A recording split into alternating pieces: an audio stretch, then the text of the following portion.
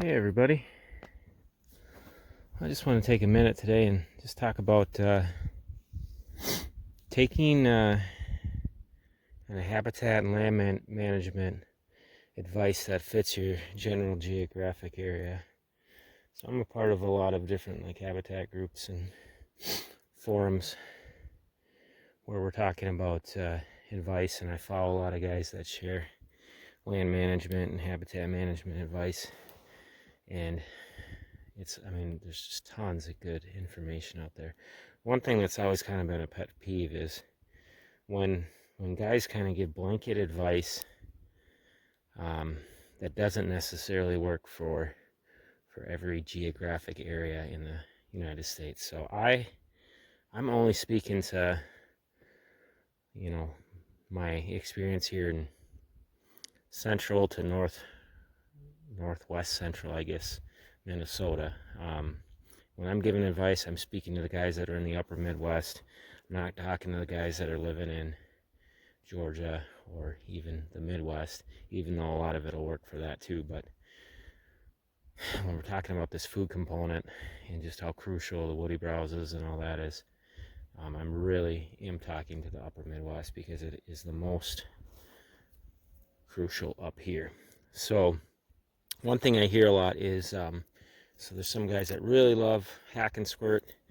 They love using fire in the timber, and they'll just kind of give that advice out no matter what situation they're in. And I've even watched videos where they'll be in the upper Midwest and advising hack and squirt and fire on a 3-year rotation because they want to promote an herbaceous component in the timber, as well as promote some of those native grasses in the timber. Well, that's great if you're in the south and even into the Midwest a little bit, but in the north that provides us a benefit about 2 months out of the year, and outside of that it would give us a deer desert in the timber. What we want is this: we want thick woody stems in the deer's face. So even if you're not a fan of hinge cutting, which there are a couple hinge trees right there, getting sunlight in will get you this explosion of undergrowth. I mean, this whole area there's a few scattered hinge trees, but this is mostly just sunlight getting to this area after the cattle were taken out, and just an explosion of woody stems.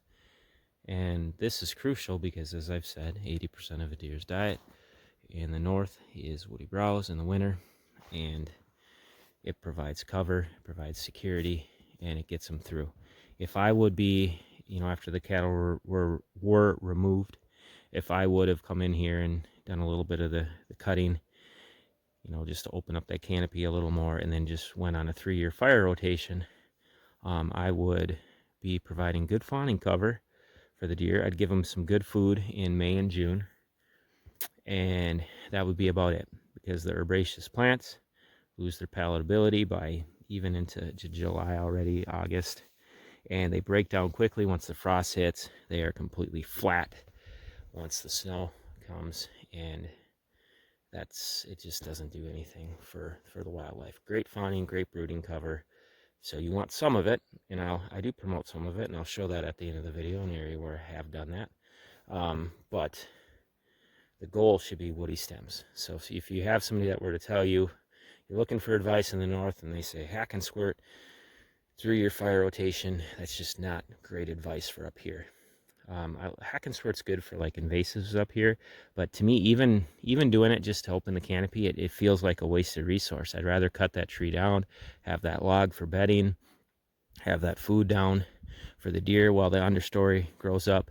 If I were to go through in the winter here and just hack and kill a bunch of trees, it would just be it'd be leaving the good stems out of the deer's reach. So actually, I probably won't be doing hack and squirt in the winter, but whatever. If I did it in the summer, then there's those dead woody stems in the winter. That would be outside the deer's reach. So I'd much rather cut the tree down, get the sunlight, get the benefit. But yeah, and I'd never say that I know what's best in the South or the Midwest. My advice is strictly for the upper Midwest. I mean, this is the area I work in. This is what I know. This is what I grew up in. This is where I go and walk, a bunch of different properties and get to see how the deer respond to different things up here.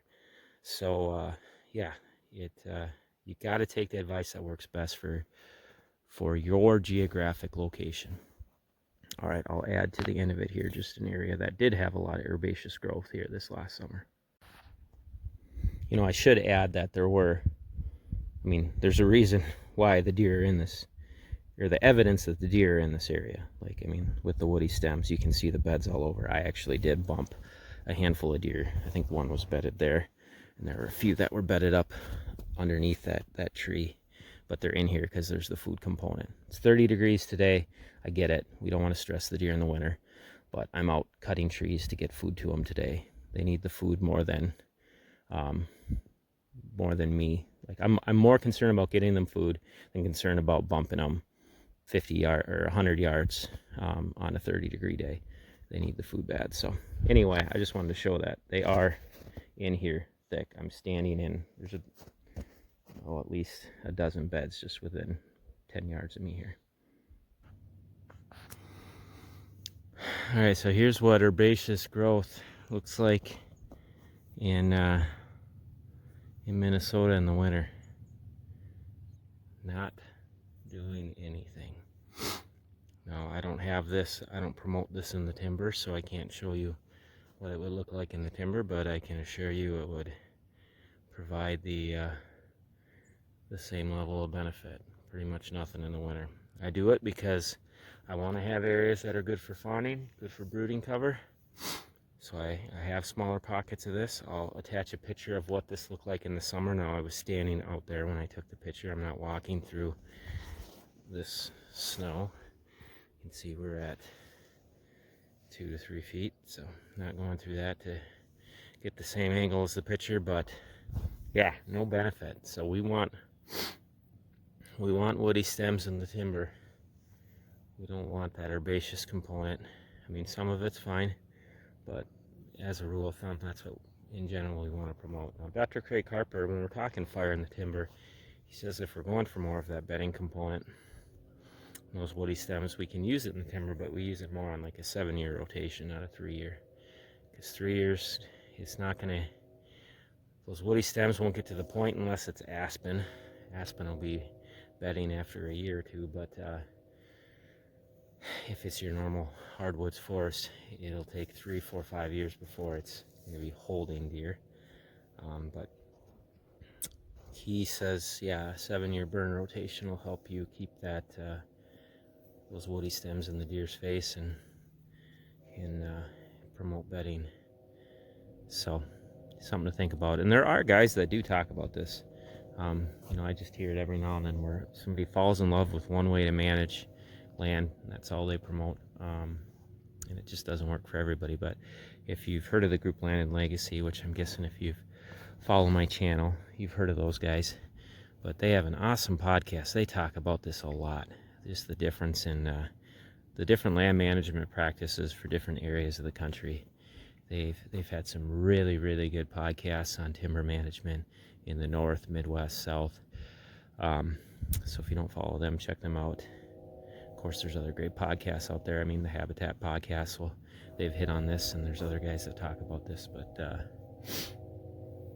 yeah, that's just something to think about as you're taking advice online and with what to do with your land. Make sure you think about what works best for your particular location. Boy, we got snow. Woofed. We like to do this, blow trails open for them. We like to be able to walk around the farm to get exercise, but also the deer will use this. My dad just came through here 20 minutes ago, so no tracks on the trail right now, but yeah, there's snow out here in the winter, so it is crucial to get them food right now. All right, you all take care. God bless.